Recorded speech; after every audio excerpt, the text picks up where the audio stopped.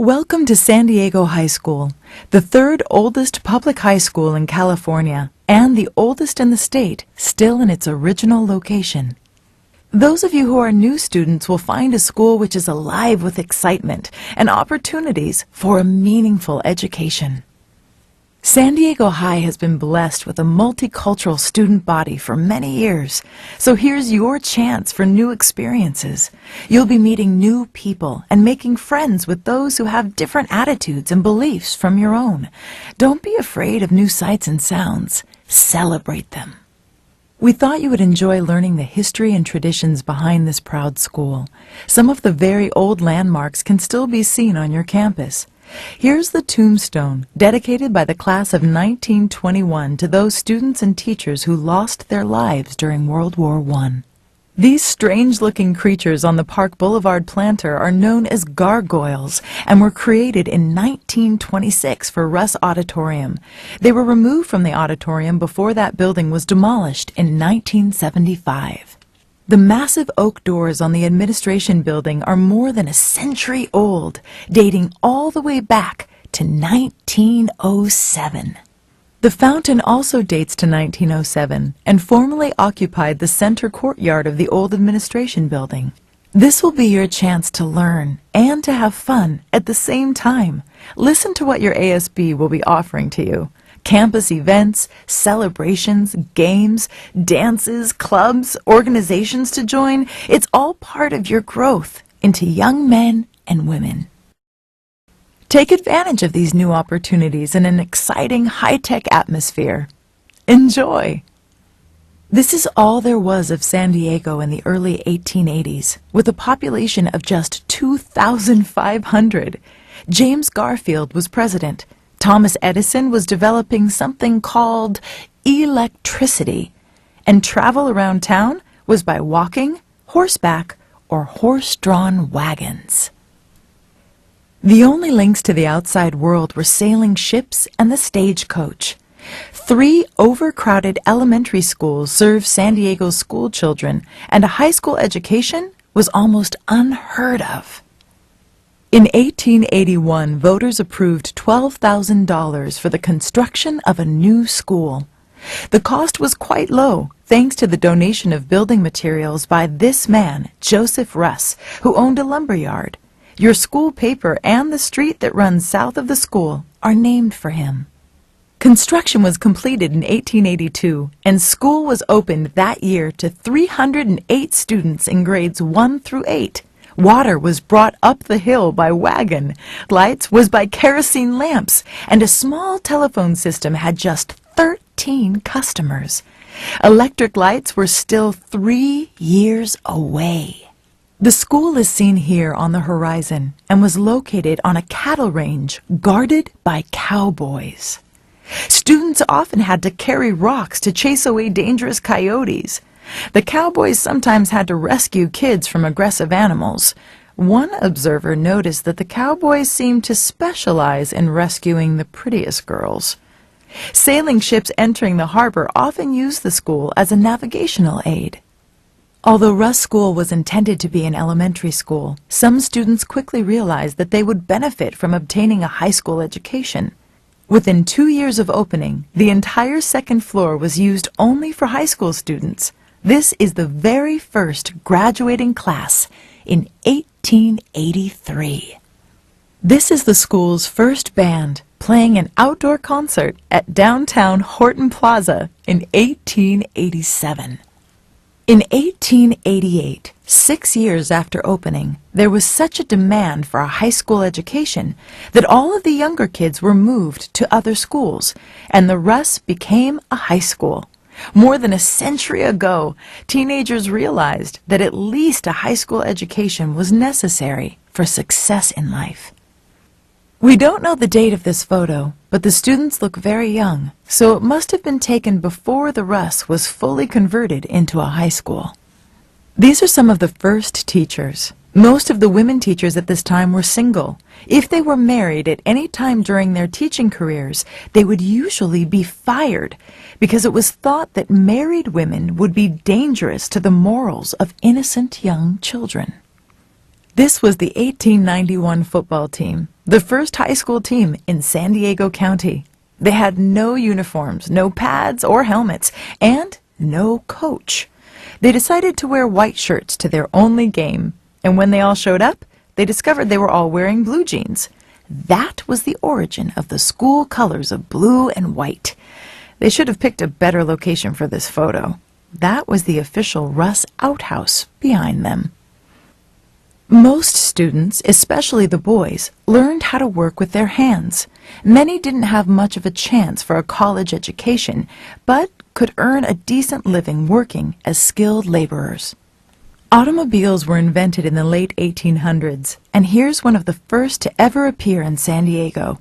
On the rare occasion that a student ever came to school by car, he became an instant celebrity on campus. The Russ school paper was first issued in 1898 and has been an important part of school history ever since. Here's an ad from one of the very first editions. School plays such as this one in 1904 used elaborate costumes and heavy makeup to enhance their productions. Anita Luce of the class of 1907 became a Hollywood playwright and was the author of the best-selling novel Gentlemen Prefer Blondes. She was a trendsetter in the world of fashion and high society and was the acknowledged Queen of American Flappers during the 1920s. Enrollment in the old school had now increased to the point that it was just too small. It was also becoming so termite-infested that it was in danger of collapse. This new building was erected in 1907 and became known as the Old Grey Castle because it was supposedly modeled after a British castle. Later, the architect admitted that it was actually inspired by another of his designs, Joliet Prison near Chicago. From this time on, the name Russ School was dropped and San Diego High School was officially used. Some citizens complained that the Russ was located too far away from the center of town. A few students had to use this transportation. These early girls basketball players wore 18 pounds of clothing, making slam dunks rather difficult. Notice that the hoop was simply nailed to a pole. No backboard. This is how the teachers dressed in 1912. Rules against men teachers using pool halls or being shaved in barber shops had finally been dropped a few years earlier. Here's the 1913 swimming team. San Diego High began efforts to get a swimming pool in 1907, and we still don't have one, more than 100 years later. No, this isn't the ROTC, but it's close. The Cadet Corps was established in 1914 and evolved into the ROTC within a year or two. Those are Civil War-era single-shot muskets. These were some of the classrooms in 1914. Subjects taught that year included Latin, ancient history, chemistry, astronomy, commercial law, surveying, physics, botany, and trigonometry. Benjamin Lacey, science teacher for 40 years from 1902 through 1942, had an interesting method for keeping his students alert during class discussions. He wired several desks and would administer mild electrical shocks to any student he saw doze off. That's not a recommended procedure for any present-time teachers. In 1918, the school board fired the principal and 20 teachers under the unexplained excuse of disloyalty. The entire student body marched out of classes and went down Broadway in protest. The public rallied behind the students, demanded the reinstatement of the principal and teachers, and recalled the board. This photo appeared in newspapers all around the country. A terrible flu epidemic hit in 1918. Killing 20 million people around the world. San Diego High students wore masks to protect themselves, and school was forced to close for 3 months. With lots of homework and hard studying, seniors were still able to graduate on time in June. Here's your stadium in 1919, when President Wilson spoke to an estimated 50,000 people. San Diego High students spelled out the welcome by wearing white shirts and blouses. Other famous people appearing in your stadium include President Franklin D. Roosevelt, Charles Lindbergh, Babe Ruth, O.J. Simpson, Billy Graham, Jimi Hendrix, and the Beatles. World War I had ended in victory for America and her allies, and it was time for peace, fun, and prosperity. The Charleston was the dance craze of the 20s, and there were lots of good times at San Diego High. San Diego High baseball was arguably the best in the country for about 40 years. The 1921 team, shown here, won the Southern California title and then went on to take the state championship. Their fans were so excited by these talented players that they paid for the best team from the East Coast to come to San Diego for a national championship. The Cavers beat Cleveland, Ohio in 2 games before 22,000 fans for the national title. Students leaving class on the afternoon of June 10, 1921, were startled to see a Navy blimp landing on the school's front lawn. The blimp had developed engine problems and had to make a hurried emergency landing. No one was injured. The 1922 CIF championship team won 10 games, including one by a score of 106-6. Early San Diego High teams did not have a nickname. One day, a newspaper reporter watched big players emerging from their dressing room's small, dark tunnel and thought they looked like cavemen of centuries past. He named them Cavemen, and the name stuck. It was changed to Cavers just a few years ago. San Diego High's cheerleaders were all guys in 1922, but they soon astonished the nation by using the first girls to lead cheers anywhere, high school or college. Stories about the girls appeared in newspapers in Philadelphia, Boston, Chicago, and other eastern cities. The school's 2,500-seat auditorium was named for school benefactor Joseph Russ. Built in 1926, it was used not only for school assemblies and pep rallies, but also was a city gathering place where visiting celebrities performed. Elizabeth Fries was a teacher and girls' vice principal from 1907 until 1940. She was a very strict disciplinarian and ordered that boys and girls had to stay at least 7 inches apart when dancing. The students didn't like the rule, but she supervised all dances and carried a ruler with her. She was tough. The Glee Club was a very popular activity at this time. The girls sang at school assemblies and for various meetings and organizations all over town. The stock market crashed in 1929, and millions of Americans lost their jobs and even their life savings, which they thought were safe in banks. The Great Depression would last for more than 10 years. During the Depression, some students tried to help their nearly destitute families by getting jobs. This daring San Diego High girl became a wing walker. She performed acrobatics high above the city on an airplane wing without a parachute. One slip and she was a goner. Fortunately, there was no slip, and she made pretty good money.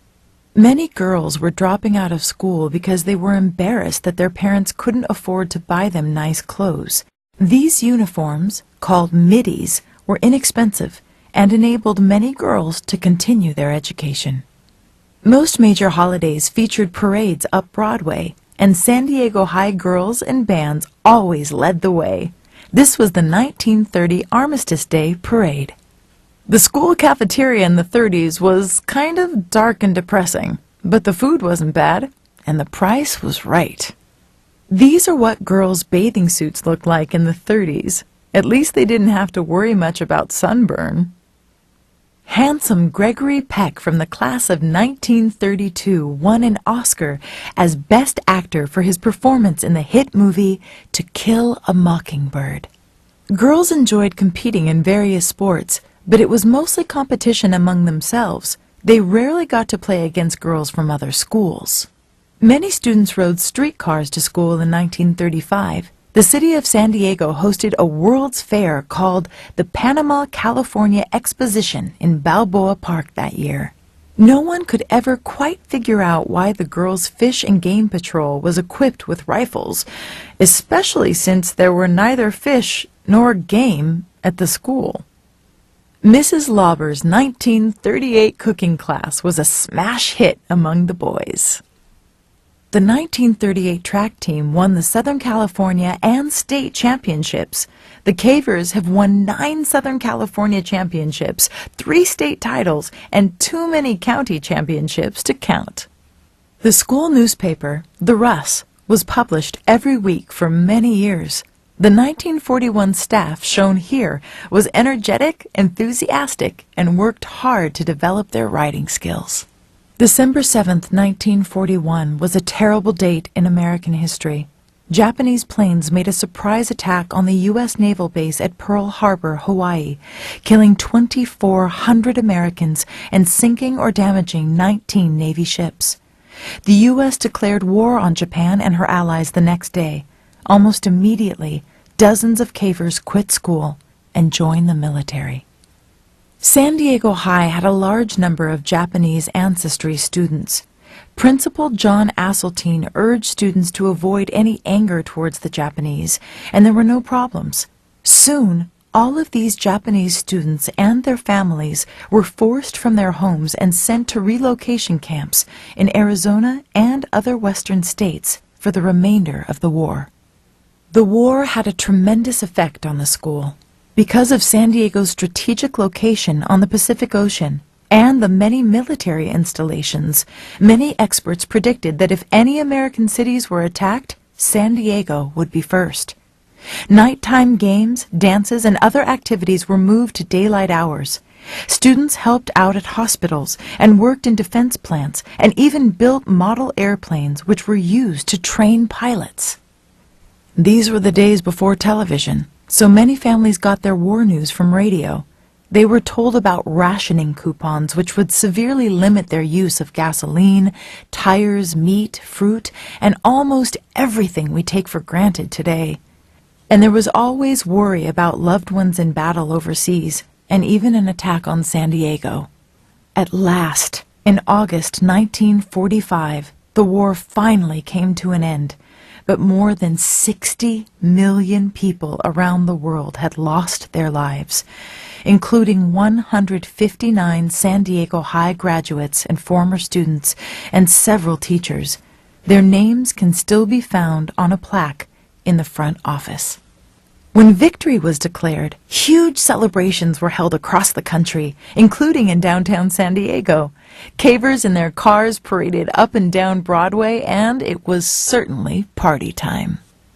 Because our school was located so close to the waterfront, San Diego High majorettes and bands often greeted returning ships and their crews finally returning home. Most of those who had dropped out of school to go to war returned to classes and eventually graduated. Mr. Herb Ibarra, class of 1942, is the only San Diego High student who later became the school's principal. He also attended Logan Elementary School and Memorial Junior High. Ibarra Elementary School was named in his honor. With families finally being reunited, people were looking for fun things to do together. There was no television then, no computers, no chargers, and no Major League Padres. High school football became the rage. Huge crowds came to see some great Caver teams, and an all-time record crowd of 27,000 watch a game against Hoover in 1947. Horse stables were located in Balboa Park, just a couple of blocks from the school. Taking a horse out for a ride after classes was a popular activity. Big Charlie Powell was an exceptional athlete who was named the best high school football player in the state in 1950. After San Diego High, he played a year of professional baseball, then amazed everyone by becoming a starter for the San Francisco 49ers without ever having played a single minute of college football. At just age 19, he became the youngest player ever in the National Football League. Finally, he became the world's 4th-ranked heavyweight boxer, and many of his fights were nationally televised. Just how good were Caver baseball teams? From 1917 through 1952, they played 17 Southern California state and national championship games and won all 17. They won as many CIF championships as all 500 other high schools in Southern California combined. More than 100 of their best players have gone on to play professional ball, and nearly 30 have played in the major leagues. The unbeaten 1955 football team was voted the #1 high school team in the entire United States. The star player was All-American Deron Johnson, who turned down a scholarship to Notre Dame and instead signed a professional baseball contract. He once hit 4 consecutive home runs for the Cincinnati Reds. When this Sergeant's colonel and her mascot were joined by the Drum and Bugle Corps, flag twirlers and the band, and more than 250 performers would be on the field for pregame and halftime entertainment. It all made the game the place to be on Friday nights in the fall. 22 custodians kept the campus clean in 1955. Now we have only a handful. So who's going to keep our school clean and orderly? You!